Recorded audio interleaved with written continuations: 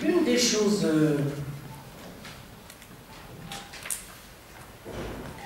dont on parle beaucoup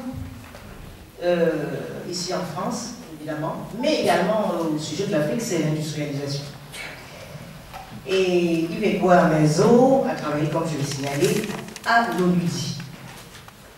Et alors on se dit qu'aujourd'hui, l'Afrique d'aujourd'hui, pour évoluer vraiment, il faut qu'elle ait une industrie, qu'elle arrête de vendre des matières premières, qu'on arrête cette économie de rente, et que finalement on crée des emplois autrement. Mais en fait, j'ai un avis contraire, auquel j'aimerais confronter notre premier intervenant, et qui est celui de Paul Collier.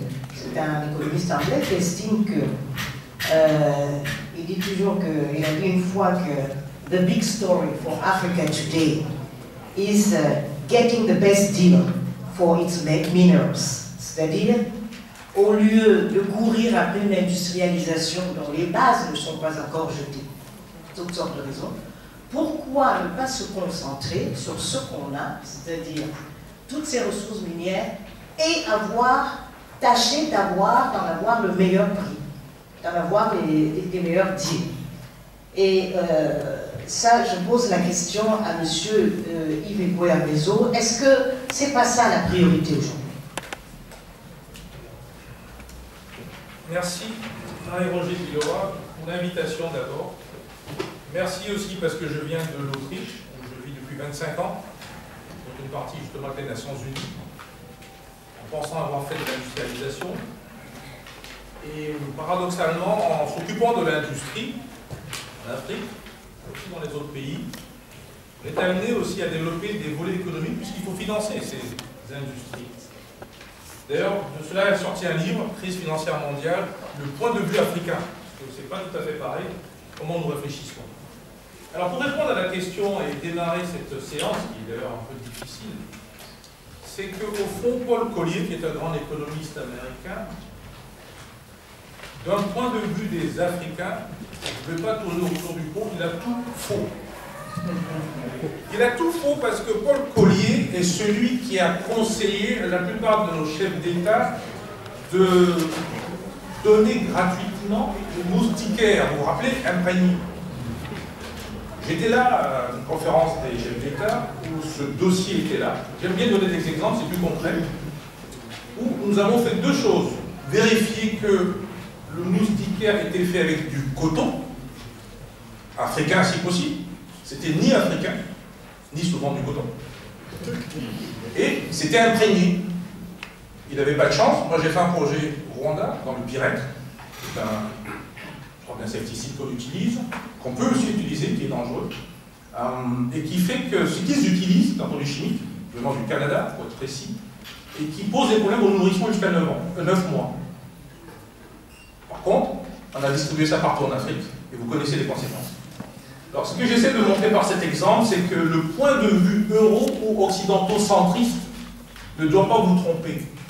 Si la compétition, la concurrence est nécessaire, elle n'est pas toujours indispensable. Et dans ce livre, je développe une nouvelle approche qui est le solidarisme, on aura l'occasion d'en parler.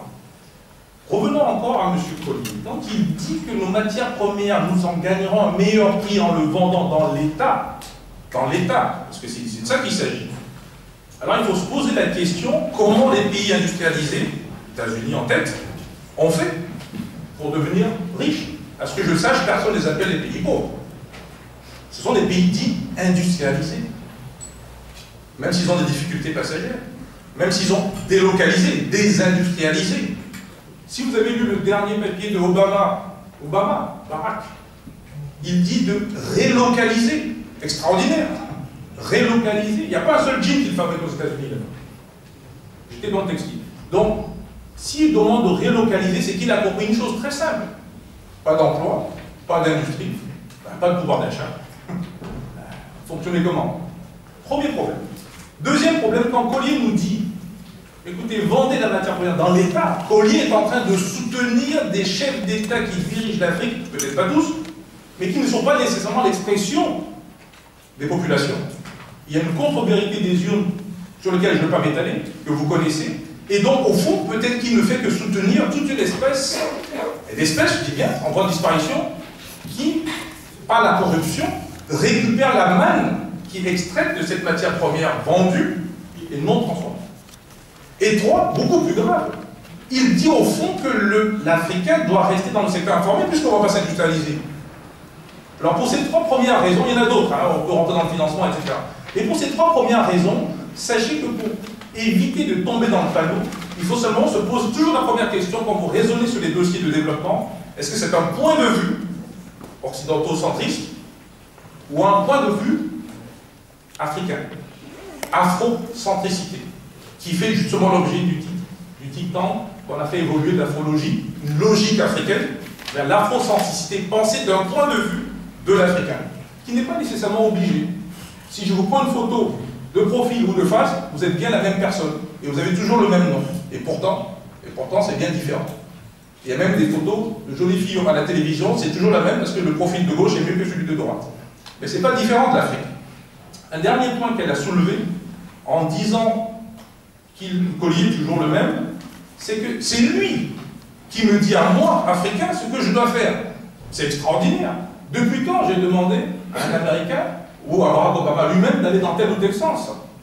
Donc il faut aussi penser à l'autodétermination du peuple africain lui-même, qui est en train d'ailleurs d'émerger, et d'apprendre, grâce à la pression de la société civile, comme elle a justement dit tout à l'heure, que nous puissions commencer à réfléchir quel est notre intérêt majeur à moyen ou à long terme. Donc il s'agit de problèmes stratégiques. Je n'ai fait que ça pendant 20 ans.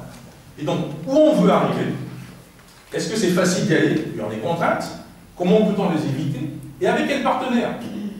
Autrement dit, aujourd'hui, pour être concret, est-ce que l'espace Azawad du Mali, par un islam qui n'est pas nécessairement toujours dur, peut se mettre en place dans le cadre des frontières africaines, puisqu'ils n'ont pas changé les frontières externes, c'est les frontières internes qui sont coupées? Est-ce que c'est valable de le faire, même s'ils ont été expulsés à 50 ans, en 58, avec Al-Qaïda? Est-ce que c'est valable de le faire avec Boko Haram, qui est venu du Nigeria, qui vient de signer un accord avec eux et qui va bombarder Bamako très bientôt? Voilà les questions de fond qu'il va falloir poser à la CEDEAO, d'ailleurs que je pose et ils n'ont toujours pas répondu. Pendant ce temps, on va faire la procédure pour mettre des gens en place. Alors, si je reviens un dernier point à Collier, juste un dernier point à Collier. Collier est dans une université américaine. Collier a fait beaucoup de livres, et j'en ai lu beaucoup, qui traitent toujours le pauvre comme le bottom million, les pauvres qui sont en dessous. Mais il oublie une seule chose en économie, c'est qu'on a toujours des liens en économie. Ce sont des vases communicants, vous ne pourrez jamais faire de l'argent sans le prendre avec quelque part. Alors le mieux, c'est de créer une valeur ajoutée, créer de la richesse. On verra tout à l'heure dans la discussion. Donc ce Collier nous dit à nous, dans le pays africain, de ne pas faire ce lien de vases communicants, ou plutôt de le faire, mais de faire en sorte qu'en étant en compétition les uns avec les autres, prenez la banane, le café, le cacao, ce que vous voulez, prenons les mines, etc., la compétition fera baisser le prix. Donc je reçois un prix moindre, et par définition, ma marge économique, ma marge qui va me permettre de décider sera moindre. Et donc je suis en position de négociation faible par rapport à lui, lui étant maintenant cette fois-ci plus l'économiste, mais celui qui représente les États-Unis et les pays occidentaux.